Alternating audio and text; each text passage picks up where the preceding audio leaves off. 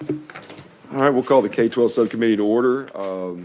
Clerk, please open up the board, and members, please make sure you enter in for a roll call. We'll give Representative McKenzie a second here, see how fast his fingers can type. Chairman White, don't forget to log in.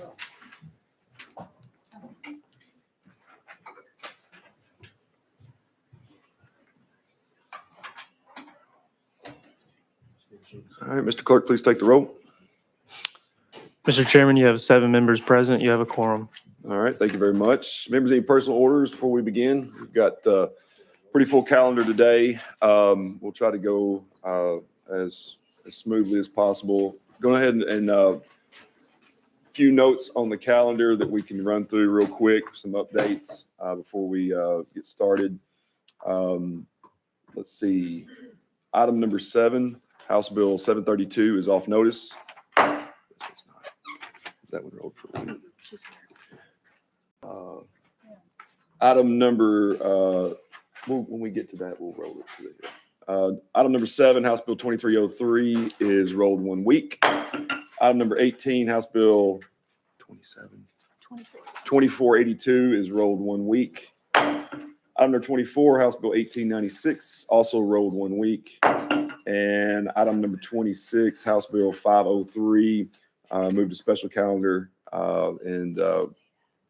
What? Finish that. Okay, rolled to special calendar. All right, so that brings us back to item number 1, House Bill 2187 by Leader Lamberth. Motion second. Leader Lamberth, you are recognized on House Bill 2187. Thank you, Mr. Chairman, members of the committee. So the IRS code is constantly being updated, and recently they updated specifically 26 USC 25F. And what that does, it provides for a federal income tax credit up to $1,700 for an individual who makes a qualified cash contribution to an eligible scholarship granting organization. Now, I think when this was passed, it was envisioned that this would primarily benefit those whose children may be in private school or homeschool or something else. But we can't find any prohibition against a public school being able to participate in this. So if you'll look at the fiscal note, it at first says not significant, which that's true. I mean, it doesn't specifically affect any state resources, negative or positive. But when you look deeper into that, this could bring in approximately $120 million per year into our schools. Now, we've put, and I applaud this committee for the extraordinary hard work you put in on this, $4.4 billion new dollars over the last decade, to the tune of about $9.5 billion if this year's budget proposal passes for K-12 public schools. But $120 million is a lot of money that can go towards specific programs for children. That's why I brought the bill. That's what the bill does, Mr. Chairman. I stand ready for questions. Thank you for that. Members, any questions? Representative Slater, Chairman Slater, you're recognized. Motion on the bill. Oh. No, I'm sorry. Motion to call the question. There we go. Sorry. Question has been called. Members without objection, we are set to vote on House Bill 2187. Please open up the board for voting. Members, please lock in your votes.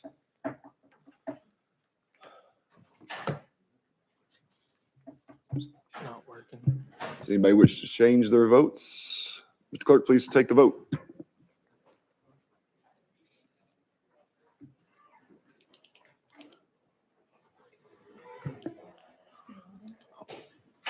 It's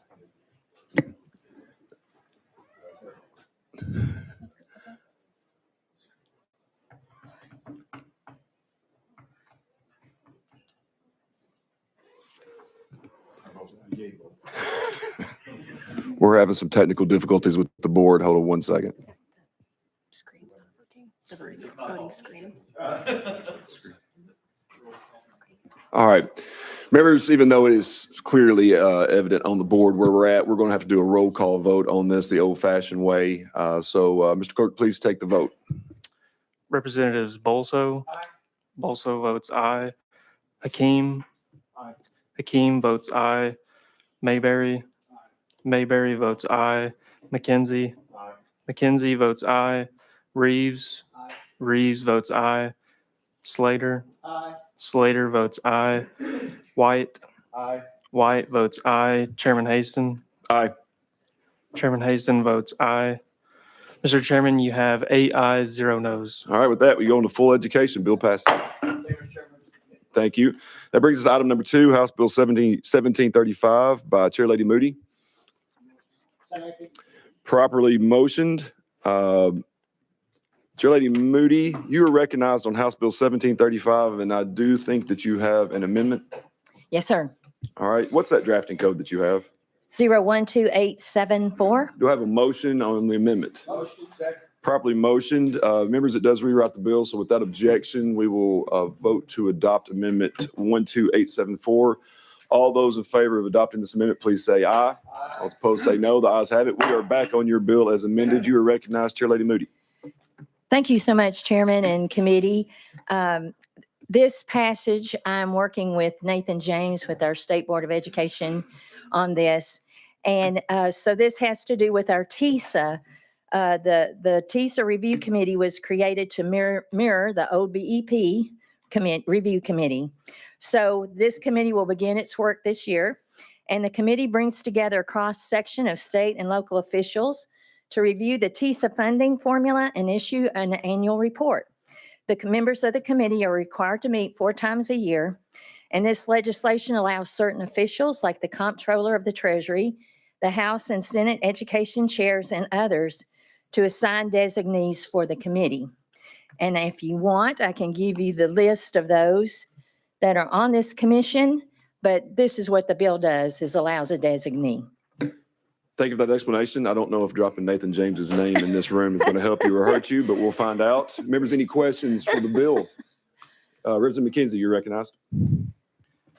Thank you, Mr. Chair. And you know, as the majority leader stated earlier, we've got significant investment into this funding formula, and we continue to invest because we got a long way to go, in my opinion, catch up. So this is a vitally critical committee, and its function is to fund our students and to figure out how those proportions go out to our local LEAs, and to have, I mean, it's an important role. That's why we initially set it up, to have these important people serve. At the end of the day, what's more important? I don't know what other meeting they have to go to, but they need to be at 4 times a year. They need to carve out their schedule. They're handsomely paid, and to make these meetings, to make these critical decisions. So to be able to delegate that to another person, a lower tier person, is going to be a lower tier person because these are the people at the top. I've got an issue with that. I think this was created correctly. It was a deliberative process to say, no, we need the comptroller in there. We need the treasurer. These are billions and billions of dollars that we're talking about. So well, why would they not want to attend these meetings? What's been the problem? Chair Lady Moody. I cannot give you a specific, I have not talked with them in depth about that. Of course, Nathan is here. He might have more insight into that. And, but just, you know, a thought being that it is, yes, just 4 times a year, but we do know how busy everybody gets. And if they didn't have a quorum and couldn't carry on the business, that would be bad too. So it's not to be used in place of, but when needed. But if you'd like to hear from Nathan and get more insider information. We do have Nathan James on the list from the state board if we would like to hear from him. I believe Mr. Representative McKenzie would like to. All right. So without objection, members, we will go out of session and bring in Nathan James. And just for the record, please state your name and who you represent. I'm Nathan James with the State Board of Education. I appreciate the question from the gentleman from Knox.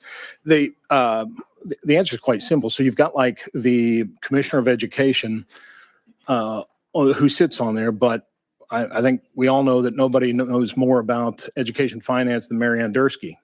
And so there's times that she would sit in. The Comptroller of the Treasury is on there. Sometimes he would have his education finance folks to sit in.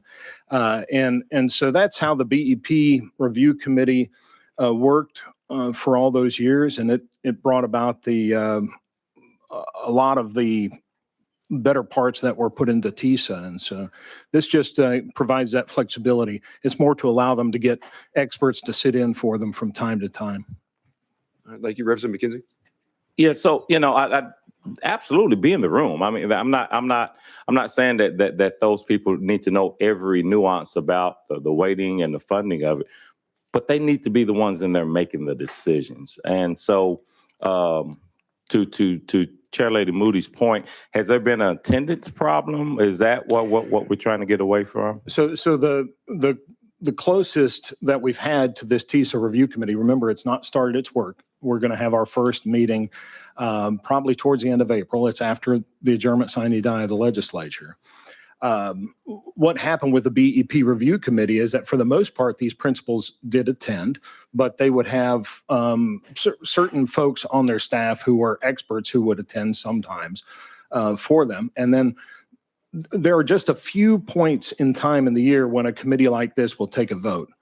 One is to set a list of priorities that gets shared with finance and administration, gets shared with the governor, gets shared with the legislature. And the other is when it's time to do its report for the 1st of November. And in the past, all those principals would be present for those votes. Again, thank you. Thank you, Mr. Chair. And I just think this is a vitally important committee. So thank you, Mr. Appreciate Chair. All right, members, any other questions for Mr. James? Chairman White? Thank you. Yes, sir. Thank you, Ms. James. Is this request coming from the state board? So yes, what we heard from the comptroller's office and some others that said, you know, we would like to be able to have our experts in this subject fill in like we did with the BEP committee. And so talked to them and others and said, well, let's take it to the legislature and see what their will is. Chairman, you sat on the BEP review committee, so you probably know this process better than anyone here. And so you also remember that there were times that it was awfully good to have those folks who were most expert on their particular subject.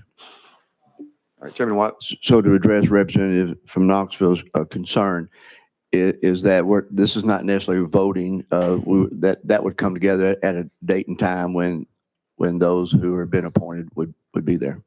Yes, sir. And, you know, this isn't something that we're married to. If it's something that the body is not comfortable with, we want to, we want to yield to that. But it was in conversation with some of those principals. Thank you. All right, members, any other questions for our guests? Seeing none. All right, thank you, Mr. James. We will go back into session. And we are back on item number 2, House Bill 1735. Any other questions for our sponsor? Seeing none, I think we are set to vote. Are we going to try the board again? Okay, we're going to stick to the old school way. Mr. Clerk, please take the vote. Representatives Bolso votes aye. Hakeem votes aye. Mayberry votes aye. McKenzie votes no. Reeves votes aye. Slater votes aye. White votes aye. Chairman Haston votes aye. Mr. Chairman, you have 7 ayes, 1 no. All right, with that, the bill does pass. House Bill 1735 goes on to full education. Thank you, committee. All right, I just saw Chairman Williams in here. Did he step out? All right, is he out there? Oh, okay. All right, we'll bring him back up when he gets back in. I know he gets stretched pretty thin these days. I think that takes us down to, did I roll 5 to the hill yet? All right. Item number 5, House Bill 340.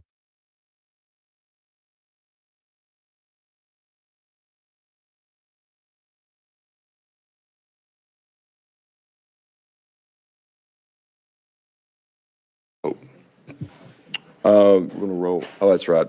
House Bills, I'm sorry, item number 6, House Bill 2365. We'll roll to the hill. All right, moving right along here. That brings us to item number 8, House Bill 1927 by Representative Bricken. You are recognized, and I do believe you might have an amendment there. I do have an amendment, and let me get there. Hey, hold on for a second. Do we need to re-enter? All right, before we get started, members, make sure you re-enter your codes and sign back in. I think we're set back up. All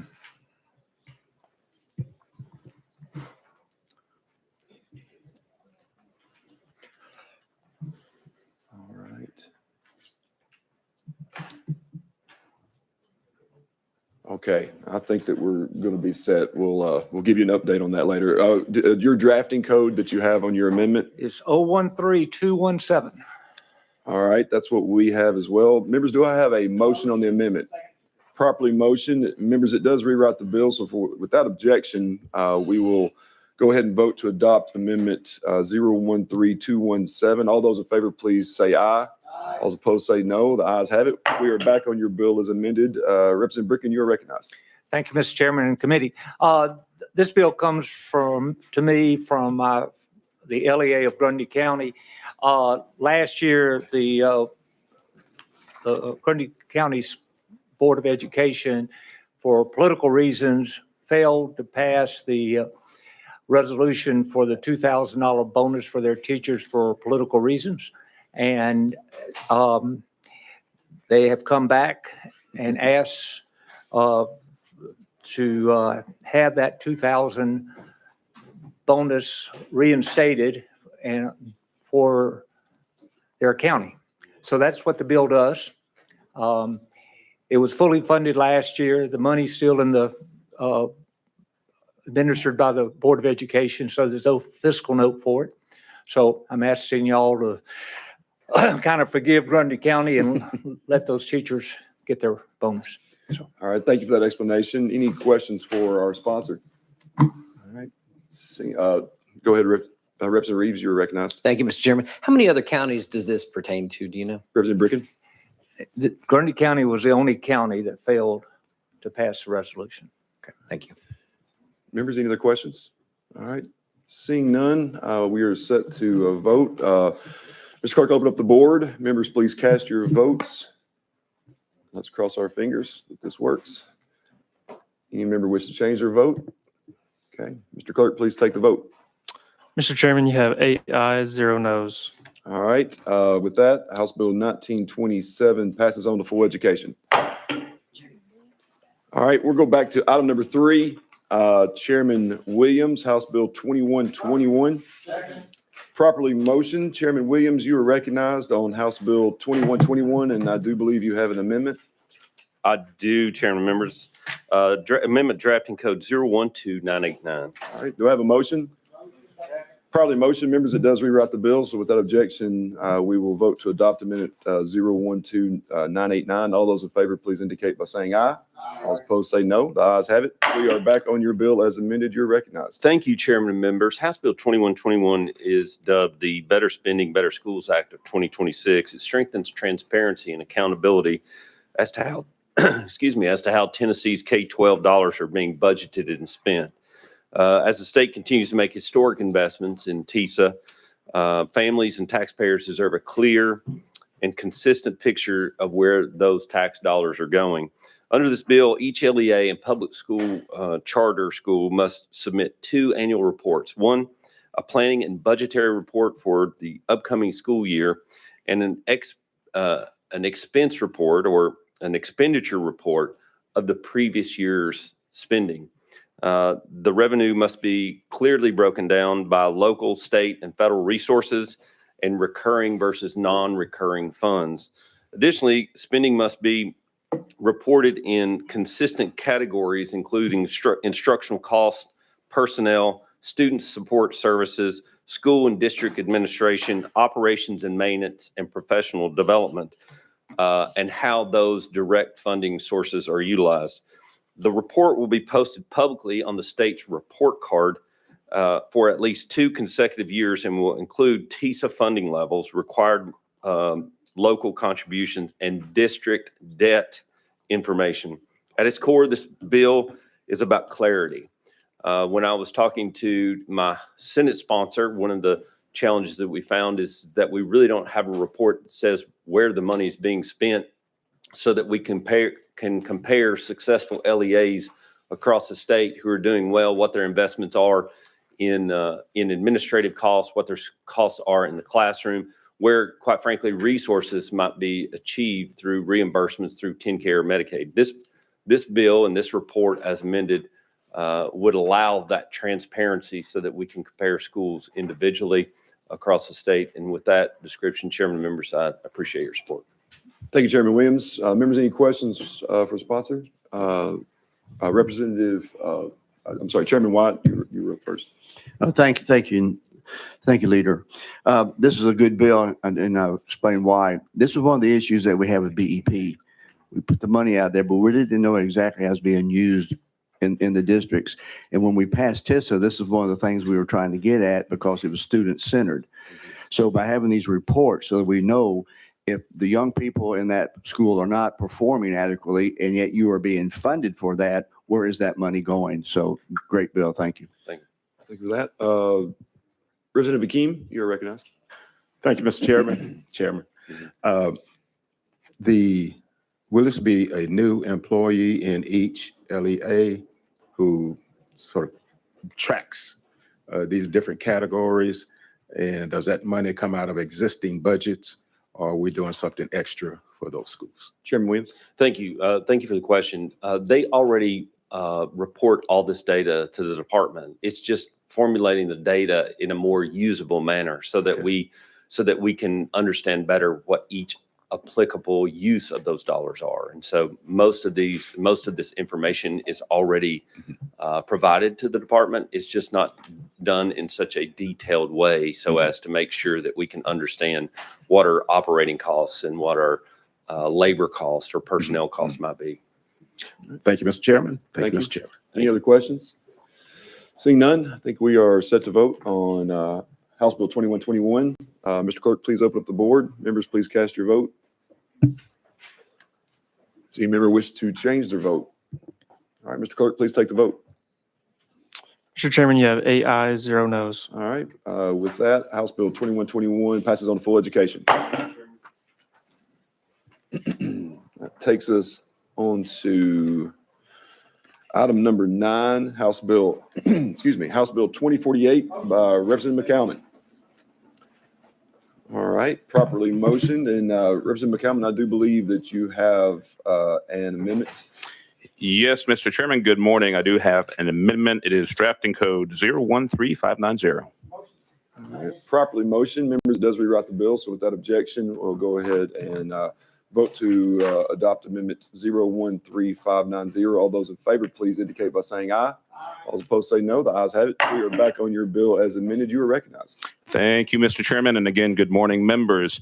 As amended, House Bill 2048 simply allows the educators working within the LEA to take advantage of the voluntary pre-K program that is there. And it does give them some priority status, not at the expense of high-risk students. It also decreases the minimum age from 4 to 3 years old. And with that, I stand ready for any questions. All right, thank you for that explanation. Members, do we have any questions for the sponsor? Representative McKenzie, you're recognized. Thank you, Mr. Chair. And to sponsor, so the definition of high risk, does that mean any of those categories that gets a weighted average? Is that what kicks them into high risk, or have we defined? I didn't see where we define high risk as one thing, right? So could you help me understand how do kids get put into this category? Representative McCalman, you're recognized. Thank you, Mr. Chairman. Representative McKenzie, thank you for the question. I would imagine, I don't think we have it defined in the bill as well. I would imagine it's left up to the discretion of the LEA on how they want to classify at risk. Thank you. Representative McKenzie, I think we'll go out of session for a second to let legal touch on that just to make sure we have that ironed out. We'll go out of session.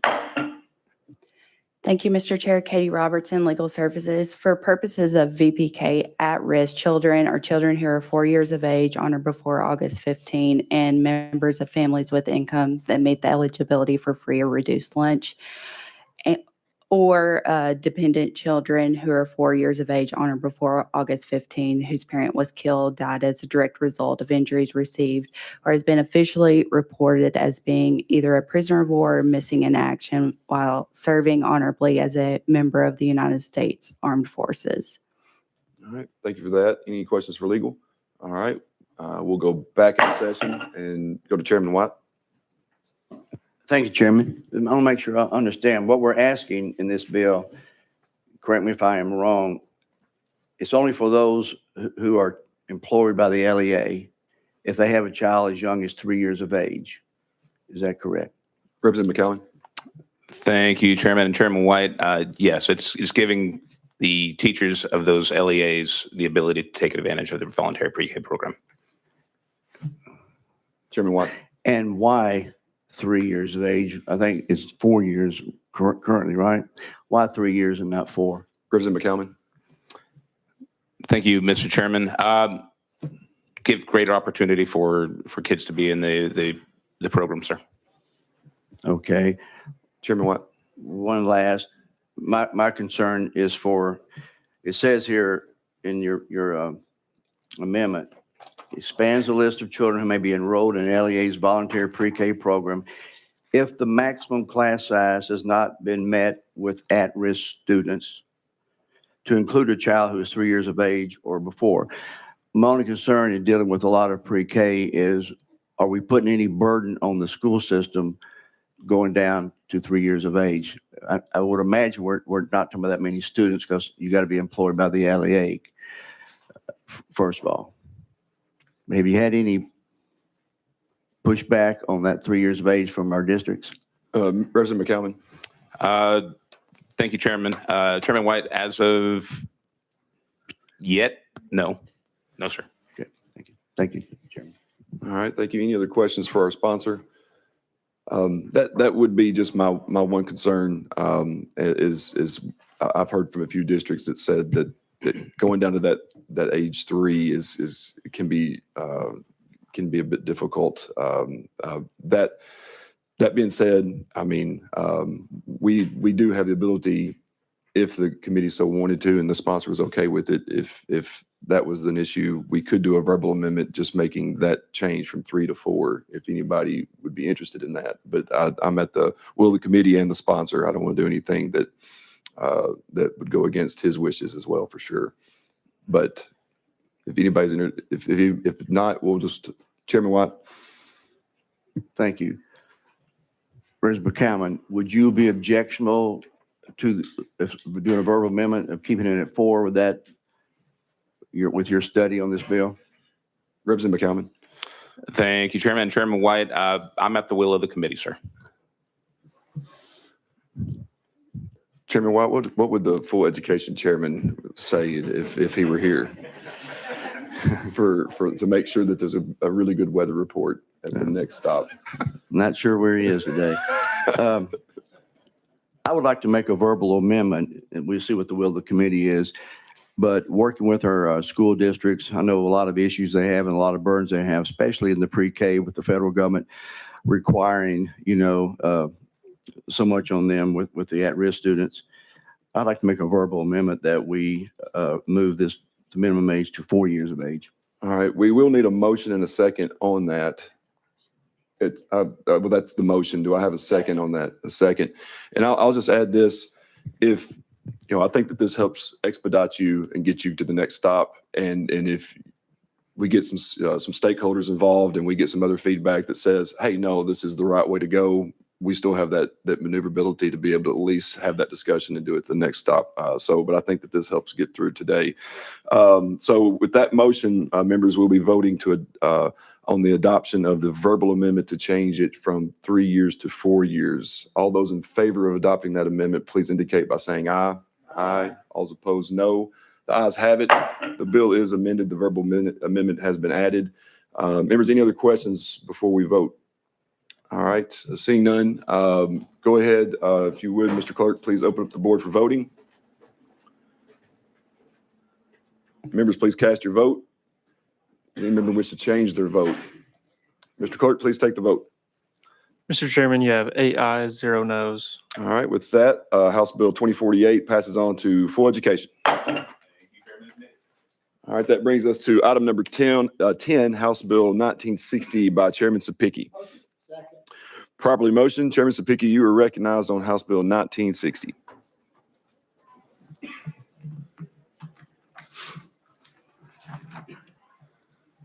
Thank you, Mr. Chairman. Thank you, members. There are no amendments on this bill. What House Bill 1960 does is try to create another level or a set of eyes to deal with Tier 3 intervention recommendations. When we have a school that's priority and is in Tier 3 intervention, currently state law says that the district will go to the Commissioner of Education with a turnaround plan. The commissioner has sole discretion right now in the state of Tennessee to either accept that, or one of the things is to recommend closure of that school, period, no debate. What this bill does is create another level of eyes where the commissioner will take their recommendation to the state board, who we appoint, and the state board will either accept that recommendation or make a different recommendation that the LEA will follow. That's what the bill does, Mr. Chairman, just create another set of eyes. All right, thank you for that explanation. Members, any questions? Representative McKenzie, you're recognized. Thank you, Mr. Chairman. Just quickly, so that timeline that you talk about, this additional detail, which I do appreciate it not being just kind of one thing, would that delay an inevitable decision by a year, by a month, or not at all? Is there a time that they have to operate to make their recommendation back to the commissioner? Chairman speaking. Thank you for that question. Normally, the process works in a timely manner for the next academic year coming up. So between the priority school recommendation to the commissioner and then going to the state board, they would just sync it up with the state board when their next meeting is, and the commissioner would just make the presentation to the state board for their evaluation. Thank you. Thank you. Any other questions? Seeing none, without objection, we are set to vote. Mr. Clerk, please open up the board for voting. Members, please cast your vote on House Bill 1960. Any member wish to change their vote? All right, Mr. Clerk, please take the vote. Mr. Chairman, you have 8 ayes, 0 noes. All right, with that, House Bill 1960 moves on to full education. That brings us to our next item, item number 11, House Bill 2000 by Chairman Sapicki. All right, motion in a second. Oh, I'm sorry. Members, we had already rolled that one week. That's my apologies. So House Bill 2000 has been rolled 1 week. My apologies. That brings us to item number 12, House Bill 2277 by Chairman Sapicki. Properly motioned, and We'll be working off an amendment, Mr. Chairman, All right. 014149. all right, that's what we have. Do I have a motion on the amendment?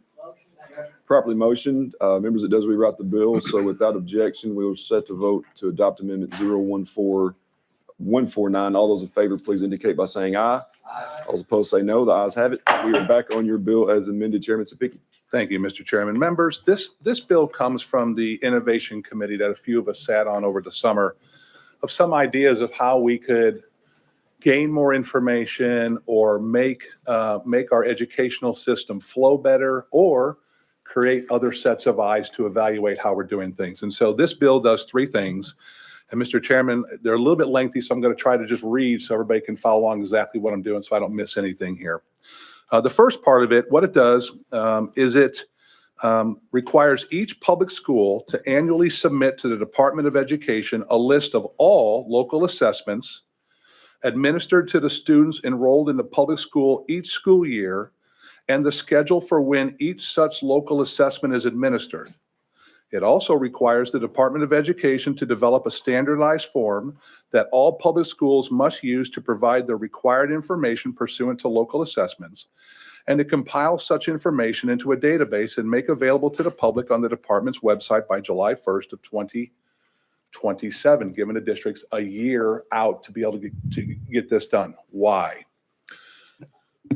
We've had a lot of debate up here on assessments and how many tests our kids take during the school year.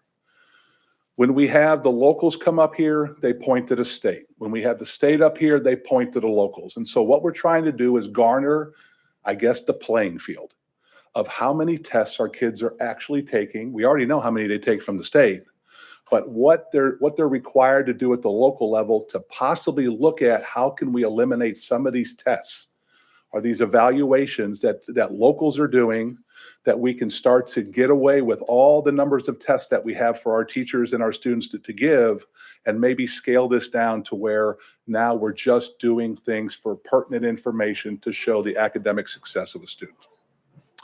Second part of the bill. We currently have in our benchmarks and screeners, we have one that the state provides for free to our districts. However, we allow districts to use other screeners that are approved by the State Board of Education. The problem we get into is, depending on what screener they're using, we don't really know the predictability score of what that score means to testing of the student going on down the line. So what this part of the bill requires, it requires the Department of Education to create a framework to determine a student's projected proficiency level on the ELA portion of the TCAP, and it requires the Department of Education to publish on the department's website the percentage of students who attained each projected proficiency level for the LEA portion of the TCAP based on the framework created. It also requires each vendor, other than the one that we provide at the state, that provides a universal reading screener that is approved by the State Board of Education and that is being administered by the local LEA or public charter school, to create the same type of framework. So we will have predictability that if a student scores X on this screener, we have a predictability that they're going to do this on the TCAP. So now we can start to bring uniformity across the state to know that, hey, you can use whatever screener is approved by the State Board of Education, or you can use the one that we provide. But we all know now that if a student scores X on this screener, it's a predictability that they're going to do this on the TCAP, so we can start to do better on our interventions to get the kids caught up if needed. The third part of the bill, and most of you already know this, teachers are heavily involved in the creation of the TCAP questions. But what we really don't have is a uniform process for teachers to look at the TCAP post-wise. It's there, but it's not really a good structure.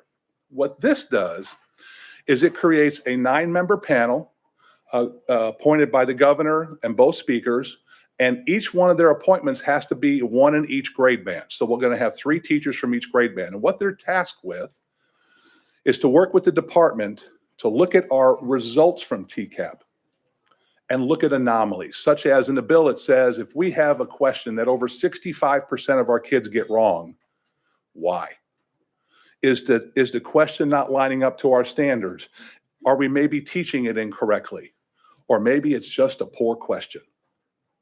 And so what it does is it gives us the look on the front of the creation of it, and now it gives us a look at the back with our teachers of what happened and look at these test scores. Now, it does require in the bill that the department, because of TCAP security, that they may have to sign confidentiality agreements, so they can't talk about the test scores and what they saw. But now they'll be able to look at in depth about, hey, we've got anomalies here on this test, and 85% of our kids got this question wrong. Why? And that's what the bill does. I'm sorry, Mr. for being lengthy on that. Sorry about that. That's no problem. Thank you, Chairman Spicky. We'll open it up for questions. Did have Representative McKenzie down. Thank you, Mr. Chair, and thank you for the bill. And parts 2 and 3, the screener piece and the teacher right. What I definitely think those are they're going to be value added. They're going to add to what I would say getting a better student outcome in terms of, are there issues along the way. In part 1, I think I understand the genesis for it, but quizzes are a part of life. I mean, at some point we have to say, we've talked to you about this so long. Did it penetrate? And so when I see things like a quiz and tests, are you saying like, will we have to report if we have a weekly test? You got your multiplications of 3s this week. I'm going to test on Friday. 4s next week. We're going to test on Friday. 5s are easy. We go 5s and 0s. 1 week. Does the LEA have to report and this teacher does it weekly, the next teacher does it every 7 business days? Are we gonna have to report all that data to the student? And I would, if yes, I would ask why, and what's the value added on knowing that one teacher tests a little more than the other teacher, but they're, again, from 2 and 3, their outcomes are going to be evaluated. So help me understand that. Chair Spicky. I guess to answer your question, when we had these discussions over the summer, was trying to figure out if it's valid. if a teacher deems that this quiz is valid because it's gleaning me information, right? All we're asking them to do is to disseminate this information to us, right? So that we can take a look at it. And maybe because it's published by the state, these LEAs can look at this and start to compare. Wow, look at this district. Look how much they're testing and look at their scores. Look at districts. They're not testing that much and look at their scores. Maybe there's some kind of correlation between, hey, you know what? We need to have a test or a quiz every week, right? Or maybe there's really no academic correlation between the quiz and academic success.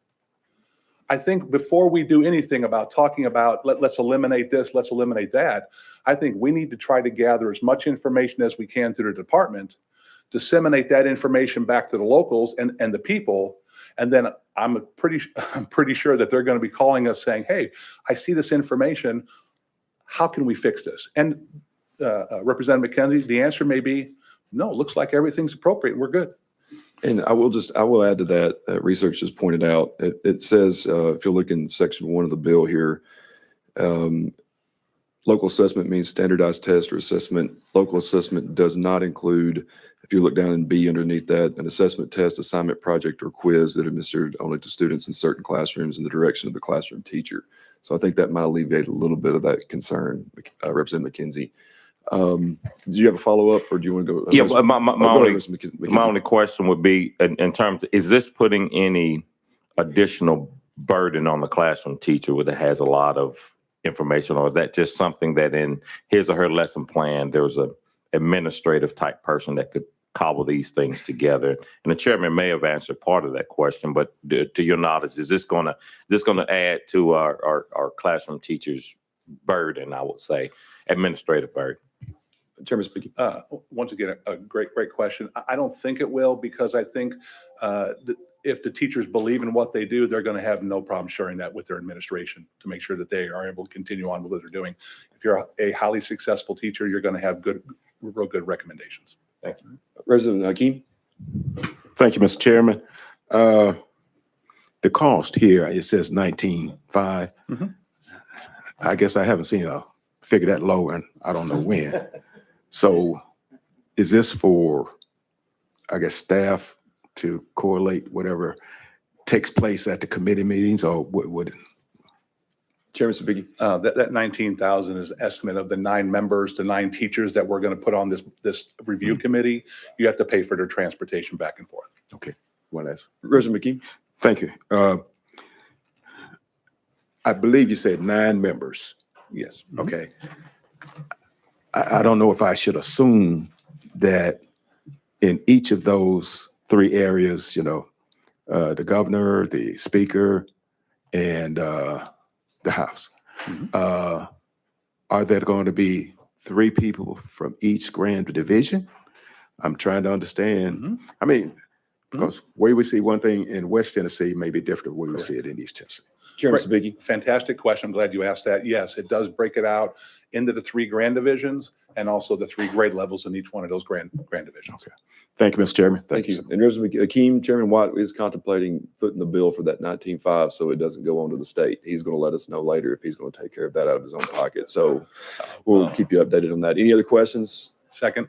Chairman Bosso. Thank you, Mr. Chairman. Chairman Sapicki, I have just one question about Section 2 of the bill. The language in Section E1 says the department shall create a framework to determine a student's projected proficiency level on the ELA portion of the TCAP. And are you able to tell me what the term framework means in this context? Chairman Sapicki. If I'm right on that part, that's dealing with the Tennessee assessment. And what it does is the framework is the projecting of what we use Ames Web for the state. So the department will have to get with Ames Web and say, if a student scores 30 on an Ames Web test, this is the predictability score. And so that framework will give a list of a range of between 25 and 30. This is what the student should get. So it was a word that we used to try to create what we're trying to get. Thank you, Mr. Chairman. All right, thank you. Members, any other questions for our sponsor? Seeing none, I think we are set to vote on House Bill 2277. Mr. Clerk, please open the board. Members, please cast your votes. Does any member wish to change their votes? All right, Mr. Clerk, please take the vote. Mr. Chairman, you have 8 ayes, 0 noes. All right, with that, House Bill 2277 moves on to full education. While we've got Chairman Sapicki trapped here, we're going to go ahead and go a little bit out of order and pull up a bill that he is on here. Item number 23, House Bill 912. All right, properly motioned, and I believe it does have an amendment that Representative Mayberry has that makes the bill. Representative Mayberry, what is the drafting code that you have on that? That is drafting code 013620. All right, members, it does rewrite the bill, so without objection, we are set. I need a motion, a second. Thank you. Properly motioned. We are set to vote on amendment 013620. All those in favor of adopting this amendment, please indicate by saying aye. All opposed say no. The ayes have it. We are back on the bill as amended. And Chairman Speaker, would you like to describe what the amendment does that made the bill? I will. And members, I do apologize for that. I've signed on to this bill late, so that's why Representative Mayberry had to present that amendment. I'll try to do my best to give you exactly what this bill is doing. It does three things. The first part of it, what it does is trying to address teacher shortages. Now, I'm going to preface this by saying we do not have teacher shortages everywhere in the state of Tennessee, but we do have some districts that are challenged. And so working with the speaker on this one, what it does is it creates a 4-year pilot program. There's three things. The first thing is creates a 4-year pilot program for competency-based instruction that allows students to move forward when they master the material, not just based on age or seat time. Therefore, students can advance when they are ready, not when the calendar says so. So what that portion of the bill does is, let's say you have a student that is in 7th grade and they're doing exceptionally well. They're gifted in mathematics. Instead of making them sit there the whole year in a class that they should be accelerating in, it allows that student to take that portion and test out of it and move on. They want to take the TCAP for ELA, they can test it and move on. It allows students to progress at when they're ready, instead of us arbitrarily saying, well, you're in 7th grade. I know you should be doing 9th grade math, but you just got to sit here and wait. So that's what that portion of the bill does. The second part creates a 3-year pilot program for direct instruction in grades K through 5. This allows teachers to use structured and explicit teaching methods in reading and math to focus on foundational skills in the early grade levels. And so you're asking yourself, well, what in the world is direct instruction? Let me tell you what it is. Direct instruction focuses on delivering clear, explicit instructions to students, ensuring that they understand the content at each stage of the lesson. This approach is particularly effective for diverse student populations, including those who may struggle with traditional teaching methods. What are the key components of direct instruction? Clear learning objective. Each lesson begins with well-defined objectives that outline what students are expected to learn by the end of the session. Explicit instruction. Teachers provide direct explanation of concepts, breaking them down into manageable parts. This clarity helps eliminate confusion and misinterpretation. Modeling. Instructors demonstrate the correct way to perform tasks or solve problems, providing students with a clear example to follow. Guidance. Students engage in structured practice activities under the teacher's supervision, allowing for immediate feedback and correction. Independent practice. After mastering a concept through guided practice, students are given opportunities to practice independently, reinforcing their learning. And then lastly, assessment and feedback. Regular assessments are conducted to monitor student progress, and feedback is to provide to help students improve. Now, the last section of the bill.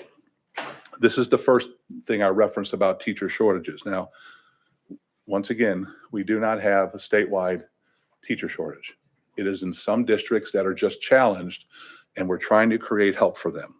This creates a new associate's degree in teaching licensure for K-5 and 6 through 8. This license is partnered with our community colleges to expand the teacher pipeline. Participants will strive to pass the state board approved coursework, and exams and complete a paid 1-year clinical experience. This program opens the door for more qualified teachers while maintaining high standards. Now, here's the one caveat to that. They will only be allowed to teach in the state of Tennessee until they get their bachelor's. So that is the caveat. If you're gonna take advantage of this and put these teachers in the classroom, they have to pass all the tests associated with it. They have to do their clinical for 1 year, and they will only be allowed to teach in the state of Tennessee because no other state in the country does this. Which means if they want to teach outside the state of Tennessee, they would have to go back to school to get their bachelor's and finish up. That's what the bill does, Mr. Chairman. I'll be happy to answer questions. All right, thank you for that explanation. We do have a couple of members down for questions. Representative McKenzie, you're recognized. Thank you, Mr. Chair. And then this is, this is one of those bills that I would say, I don't know if we did this because we went from 15 to 10. This bill has a lot in it, right? And a lot of things that I like in the bill. But just focus on that third section. That's to me is a bridge too far. Mm-hmm. I think that there's a reason that no other state has embraced this concept. Our teachers, it's a profession. In terms of engineering, if you're an engineer, you can get a pre-engineering degree at Pellissippi State or Nashville State or, Shelby State Community College. But to be an engineer, there's a professional process that you need to go to and through. And to interact the kids with some of our these associate level teachers, to have total autonomy in our classroom, I think there needs to be more seasoning than that. I don't think that bachelor's level should be a minimum, playing field for us to operate off of. That to me shows that they have the basic level of understanding, that they've proven themselves in the classroom, that there's a rigorous program. And I just don't think we can achieve that in 2 years. I'll see some medical professionals here. I know at the end of their bachelor's level, they can probably make diagnoses and they understand the medical process. But I'm not going to let them deal with me and no one in this room until they get that total seasoning in terms of medical school and understanding the details associated with it. So to me, I'd say this bill has a lot to it. But that third piece, and as you said, it's not a problem elsewhere. I think there's some other things we can do to draw these teachers into these areas of need and not lower the standards. So how would you comment on that? Chairman Subcommittee. A lot to unpack there, and certain things I agree with you. Other things,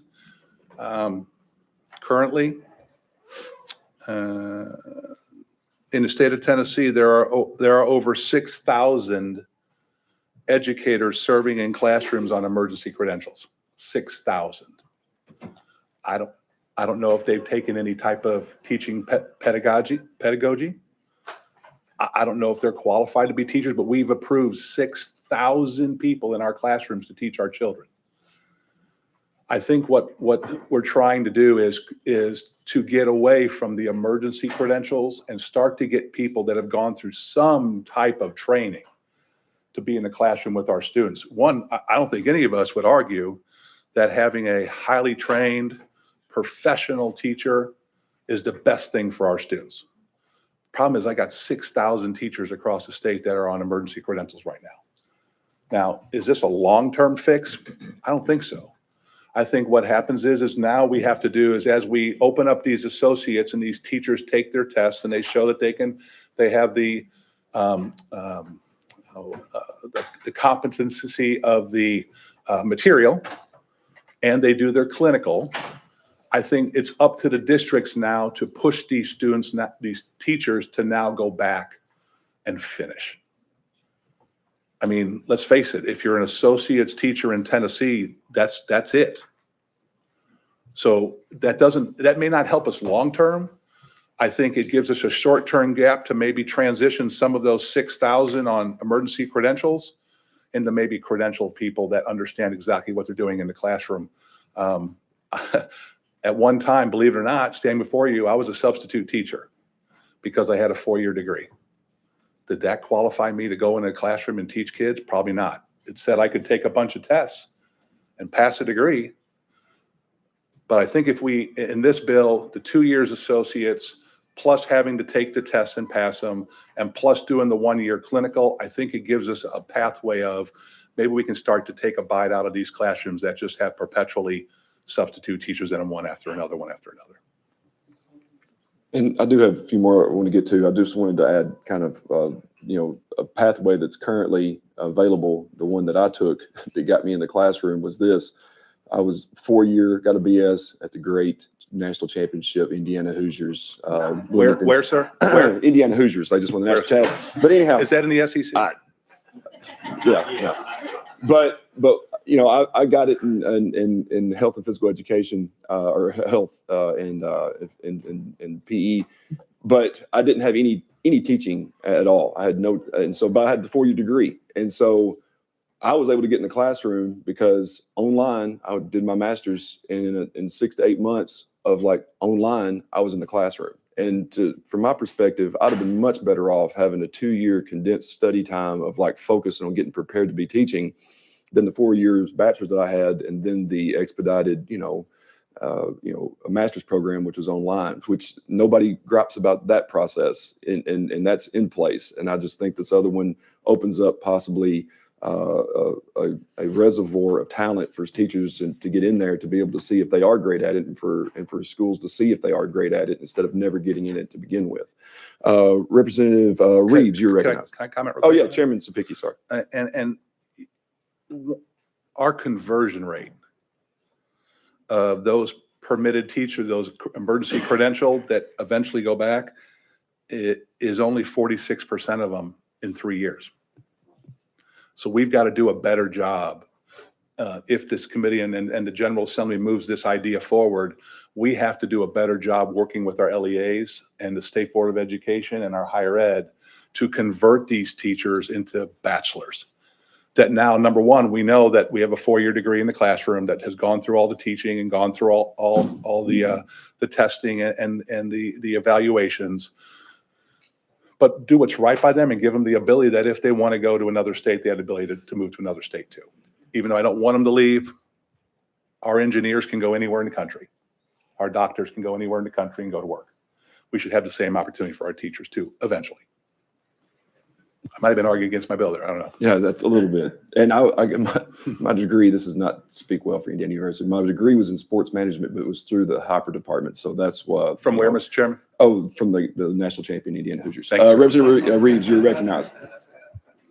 Hey, thank you, Mr. Chair. I'm going to keep this short. It's really a comment. I just saw an article and then a study on competency-based education, and it struck me as such a great idea because effectively we do that already in our high schools as kids decide to take AP classes or honors classes, and kids move at different paces during elementary and middle. And I just want to compliment you. I was very excited to see that in your bill, and I'll be voting for it. Thank you. All right, any other questions? Representative Keem, I'm sorry, you're recognized. Thank you, Mr. Chairman. I guess the concepts that we're talking about, are there other states who have put any of this into practice? So there's no best practices we could look at or anything like that. And this test that we're talking about, we're I guess it's a test if we haven't done it before. And we're not sure as to whether we get the payoff that we're looking for. Okay. All right. And do me answer. Huh? Can we answer that question? Oh, yes, sir. Chairman speaking. So if I think you asked a couple questions there. The first question is this being done anywhere else in the country? The answer is no. We're on the frontier here. We're on the frontier. The other question is about testing for these teachers. They will have to take the same type of test that a normal teacher would take. I believe they have to go through the praxis and the other tests to make sure that they can pass them to get in the classroom. There is no exception for that. And then they have to do their 1 year of clinical. Now the difference is they'll be paid as the teacher of record while they're doing their clinical. And that's where we've got to have better, we have had the good communication with the LEAs of, I would be shocked that if any superintendent would come up here before this microphone and say, oh yeah, I'm just going to turn them loose in the classroom and let them do what they're going to do. I would think that they would assign some proven mentor to be with them during their clinical to make sure if they have any questions on how to address those issues that pop up in the classroom. What up? Yeah, Representative McKee. Thank you, Mr. Chairman. The example you gave of a student, I believe you said maybe 5th grade, he's actually able to do 7th grade math. Knowing some of the concerns we have in our schools, I don't want to pick on the phones and all these other things, but putting young people in that environment, 5th grader going in an environment where 7th and maybe 8th graders, do we monitor that as to the impact on those younger students, be it positive or negative? Chairman speaking. So if I understand your question is, do we have an environment where maybe a 5th grader's in an 8th grade class? I don't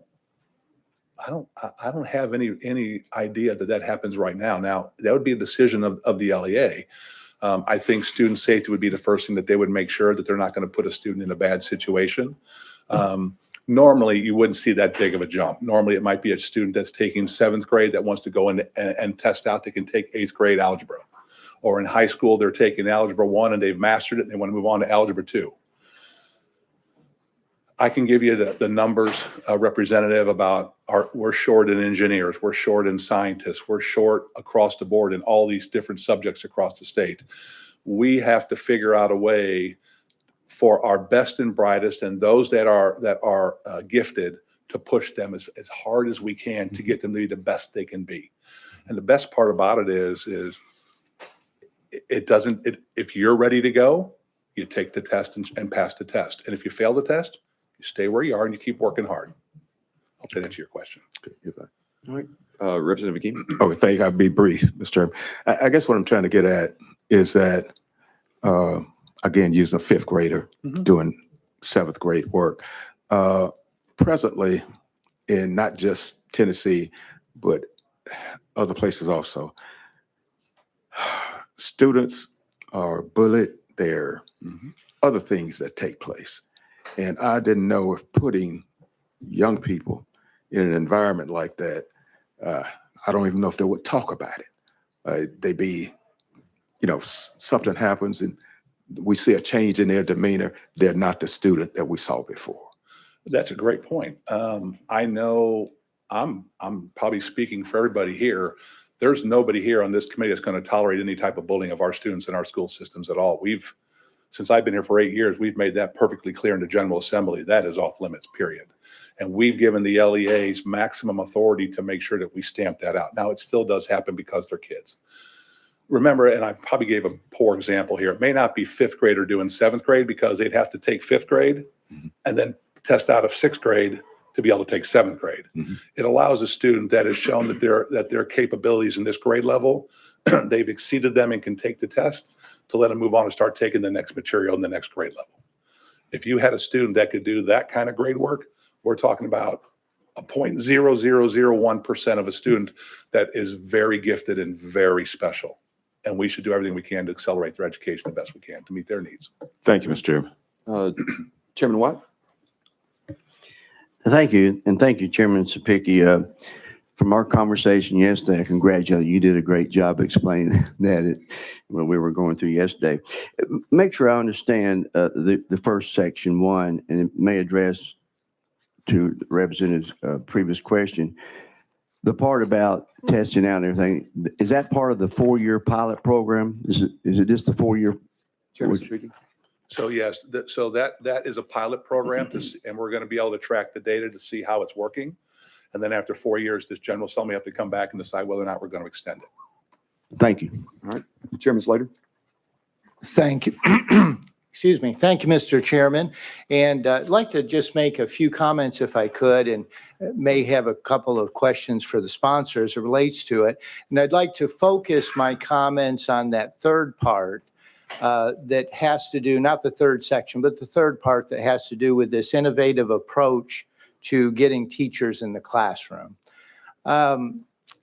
It's innovative, and if there's going to be any education reform, you've always got to be innovative. You have to think outside the box, and this certainly does. I see this as two, and you referenced one group of educators. Those are educators that are in the classroom now, typically older educators perhaps that maybe had a career previously, a degree previously, and now they're in the classroom. Their degree is going to be already within the subject matter that they're teaching. So that content knowledge. Let me turn my attention to another group of teachers, and these would be teachers, young teachers that are finishing high school, going then to a community college, and then doing the third year as far as their clinical is concerned. If the focus, if I understand this legislation correctly, the focus is that 2-year would be intensive when it comes to pedagogy. The pedagogy part of it. Those would be things like classroom management, teaching methods, assessment, those types of things, very focused there. So on the other spectrum, that first group of teachers, they have the content knowledge, they need the pedagogy. But on the up and coming teachers, the teachers that are coming out of high school, would receive this intensive focus on pedagogy in this 2 years. But it's hard for me to see where they would gain the content knowledge that is necessary. We're talking here about elementary teachers for all of this.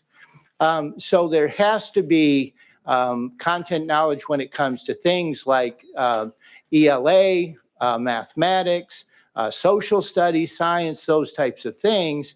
I'm not sure I see where they would end up getting that content knowledge when it comes to that, unless we were sure that we were getting those students out of high school that are the best and the brightest, who have received in high school that content knowledge. And I do recognize, and I apologize, Chairman, I appreciate your indulgence. I do recognize that they still will have to they'll have to pass the praxis. In the praxis, those are content tests. So that safeguard is in there, but I wouldn't want to set up a young person for failure and have them start these courses and then have a difficult time passing the content praxis, which is not a given, by the way. Mm-hmm. There are individuals who even have gone to 4-year school and then have still struggled with practice when it comes to content, the content praxis. So I think that there may be a missing piece here, and that missing piece might look something like what we do when it comes to even qualifying for HOPE. There's a certain grade point average that a student has to have, a certain test score on the ACT. And so I think that may be a missing piece. And with that, I'll stop comments. But that's where I am. Do you have any thoughts on that, sponsor? Chairman Sapicki? Yes, maybe not the depth you may be seeking, but maybe get you in the shallow end of the pool, maybe, so to speak. If you look at page 3 of the bill, section B, it starts going down the creation of how it's going to work.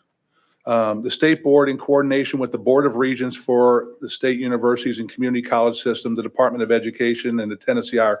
So we're bringing everybody involved with the process of how we're going to create what this curriculum looks like, to make sure that we have some reasonable expectation that the content knowledge that I would have in a 4-year degree is somehow expressed in that curriculum, along with learning classroom management in an accelerated scale. Now, I think we can all agree that this may not be the best scenario on how to long-term solve this problem. But I think trying to address it short term gives us enough, it gives me enough safety and security knowing that all the professionals that are involved in creating this are ones that are all highly educated, understand teaching, understand the content, and how to deliver it to our students to create this pathway. I would think that a student who enters into this knowing that there is a limitation of top-end success and flexibility of mobility, they would acknowledge that on the front end that I'm only going to be able to teach in Tennessee with this. If you're looking for the master's degree, the job that you're going to go to get to be a superintendent, or you're going to go on to a 4-year institution of college of higher learning and become a professor, this program is not for you. Hopefully, and I think that's where all these people working together will provide the necessary oversight of this program moving forward that we can have confidence in. And I'm sure if we are fortunate enough to come back next year and this gets implemented, I'm sure as members of this committee, we'll be asking for reports on how this is doing from those various agencies when they come to report to us to make sure we're tracking this in an upward manner. All right. Thank you for that. Members, with nobody else down for any questions, I believe we are set to vote on House Bill 912. Mr. Clerk, please open up the board for voting. Members, please cast your vote. Does any member wish to change their vote? All right, Mr. Clerk, please take the vote. Mr. Chairman, you have 5 ayes, 2 noes. All right, with that, House Bill 912 passes on to full education. All right, that brings us, Representative McKenzie. Thank you, Mr. Chair. I know I'm out of order, but I'd like to acknowledge that she left, but she came back. Ms. Portia Pickett, she is the executive director of the Wesley House in Knoxville. And when I tell you they at Wesley House deal with the fullness of life. They have from birth to seniors. They have great programs, great preschool programs, after school programs. So if she stand up and we acknowledge her, thank you for coming, Ms. Pickett.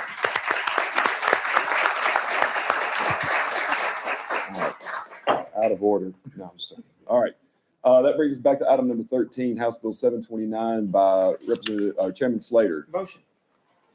Properly motioned, and Chairman Slater, I believe you do have an amendment. That is correct. I have 013470. All right. Do I have a motion? Motion. Properly motioned. Members, it does rewrite the bill. So without objection, we'll be voting to adopt amendment 013470. All those in favor, please indicate by saying aye. Aye. Those opposed say no. The ayes have it. We are back on your bill as amended. Chairman Slater, you're recognized. Thank you, Mr. Chairman, and thank you, committee members. This bill has 2 parts. The first part you'll find in sections 1, 2, and 3. This addresses home education as it relates to testing. Currently, the TCAP test is required for those who are independent homeschoolers. Independent homeschoolers are those who are registered with the LEA. So they are not registered with what an umbrella school or a church-related school, but these are independent homeschoolers registered with an LEA. And the bill would allow them to take an alternative test or a standardized test. The second part of the bill is found in the remaining sections, and it relates to the classic learning test or the CLT, and it would add the CLT to both the ACT and SAT that are offered in K through 12.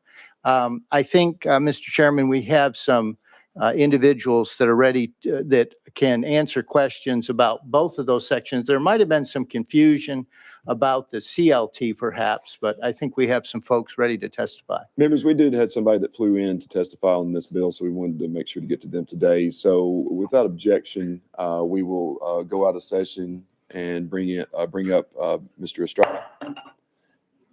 If you would, just for the record, just have a seat at one of the, you can sit there and we'll turn on the mic for you. And just for the record, state your name and where you're from or who you represent. And then you have 3 minutes. Thank you, Mr. Chairman and members of this subcommittee. My name is Will Estrada. I'm from Northern Virginia. I'm senior counsel at the Homeschool Legal Defense Association. I'm a homeschool graduate, homeschool dad. It's a privilege to be here and speak in support of HB 1729 as amended. This bill is a common sense bill. It will improve the law for kids and families, and especially, as Representative Slater said, for families who are homeschooling under option 1, who are independent homeschoolers. It really will have no effect on the current law dealing with church-related schools or families in Category 3 schools.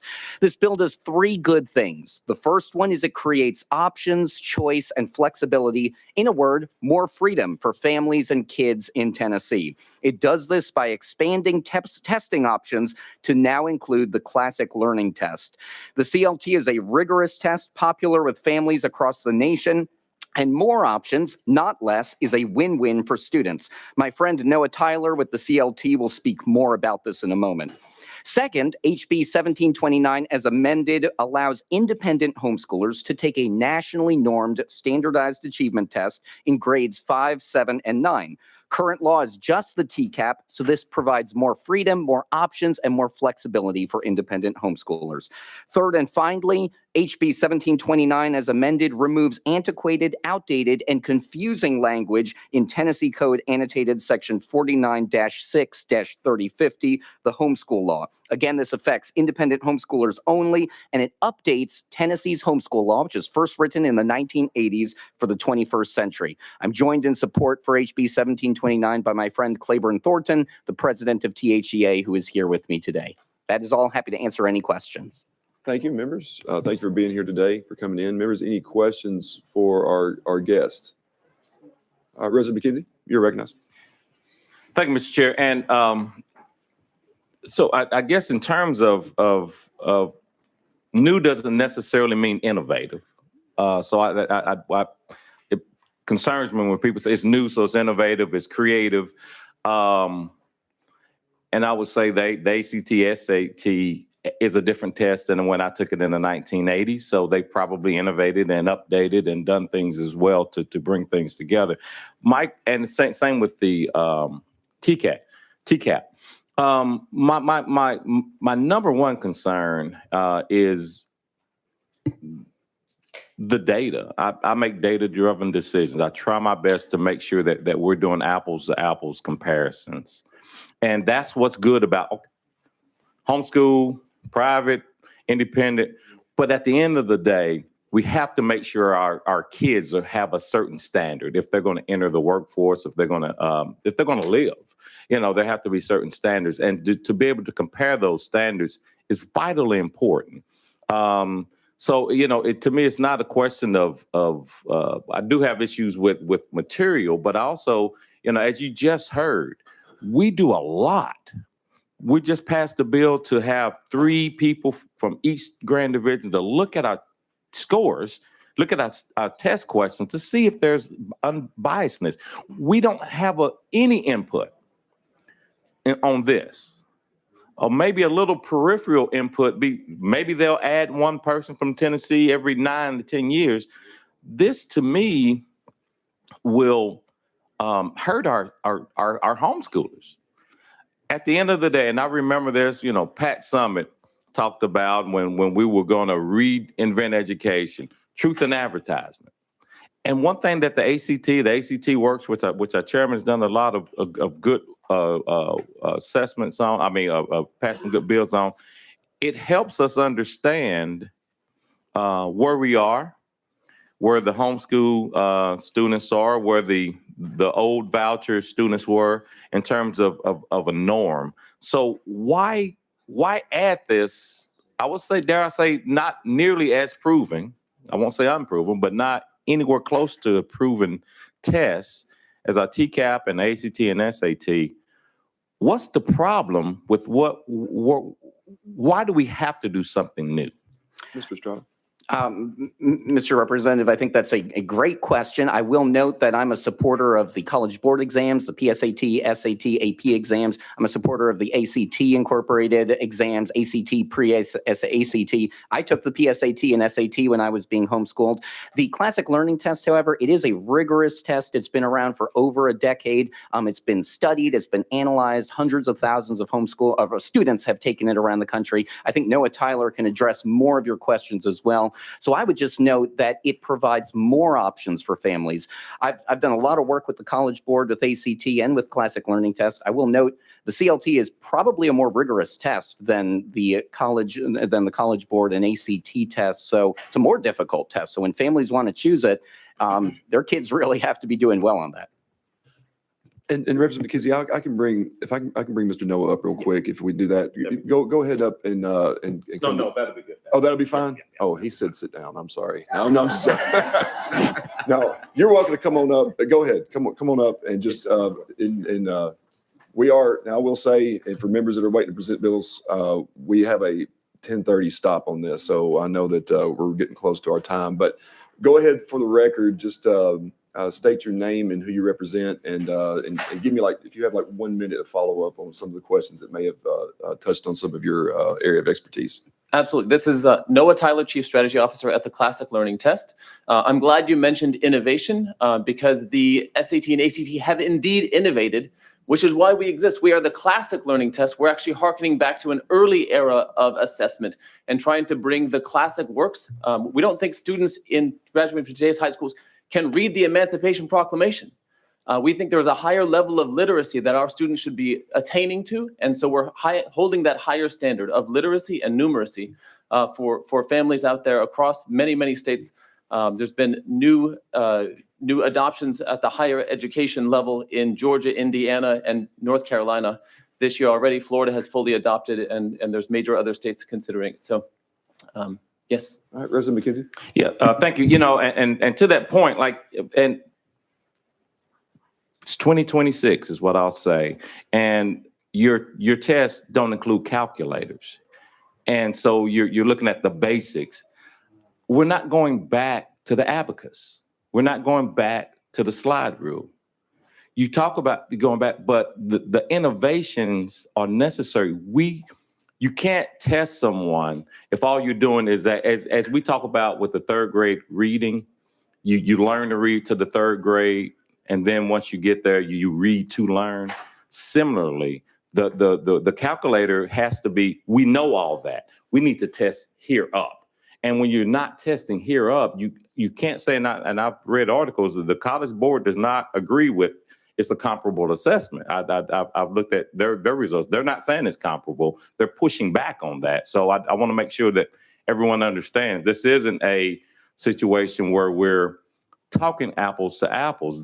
You guys are going to classical learning. I get it, but there's so much more. I mean, my dad was extremely bright, but the physics that he learned in college is different. The technology changed. Heck, we had a nuclear weapon in between our experiences, in terms of education. There's a lot more learned. And so we have to continually learn to where we are, to where we're going to. So that to me is a concern with making this test. These tests that we have, that again, as you heard, we do a lot with our TCAP. We want to make sure we're understanding where our students are.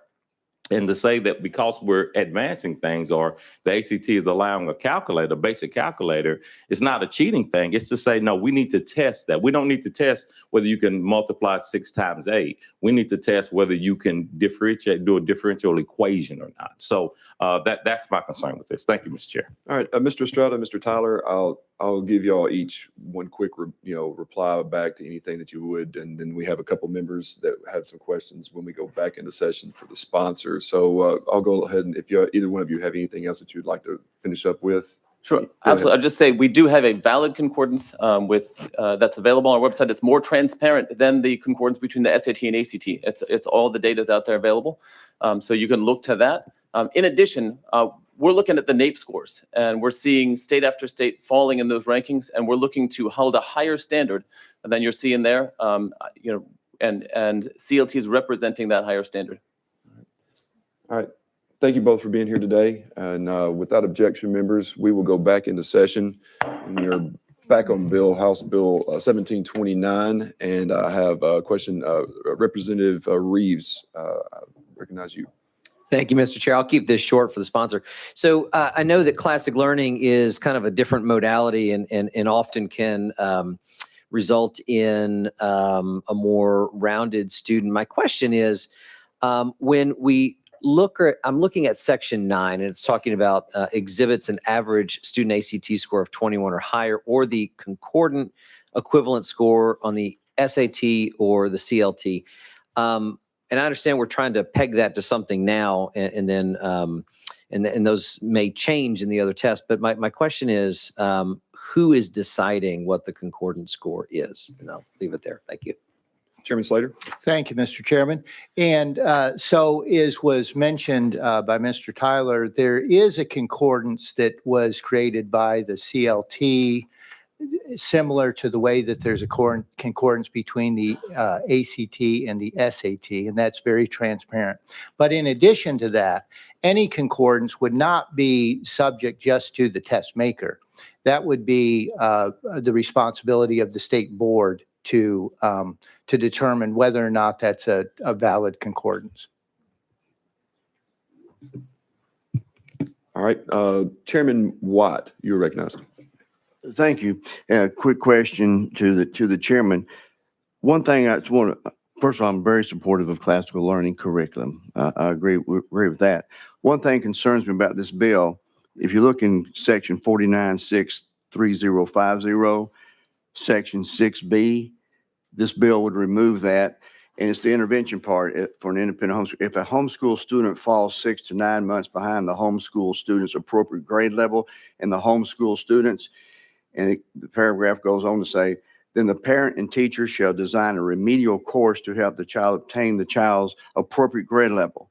The parent should report the remedial course for the child. So we're taking out any intervention if the homeschooler does fail behind in this particular education. Am I correct? Chairman Slater. Thank you, Mr. Chairman. And it would take out the intervention that would be provided by the LEA. That is correct. But it would also take out the consequence that can come from the LEA as well. For example, currently, that portion of statute says that a superintendent may require a independent homeschooler to enroll in a public or a private school. So yes, it does remove that remediation that a parent can go to at the LEA.